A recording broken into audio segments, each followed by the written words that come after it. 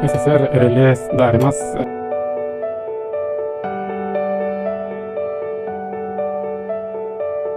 Taip, vieną galą pajungiu prie diodo, šio ledo, taip pasakykime, ledo.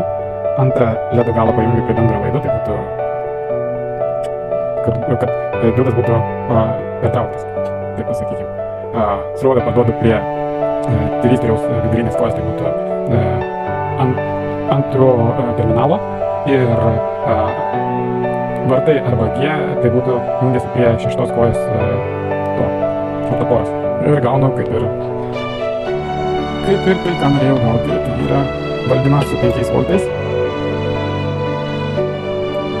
Dega lemputė.